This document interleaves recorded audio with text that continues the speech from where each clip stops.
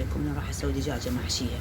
غسلتها وأتركها في الساعة، أملحها من الداخل وأخليها، بعدين أجيبها. طبخت لها تمن بس ما هدرة، قرنفل وهيل ودارسين، وأسوي للحشوة. أخلي لها كوب خل الوافي، فلفل هذا خليه بالتبسي، وهاي خليه بالتبسي، بهارات برياني، كاري، كركم، بابريكا باردة، قرنفل، هيل، عود دارسين.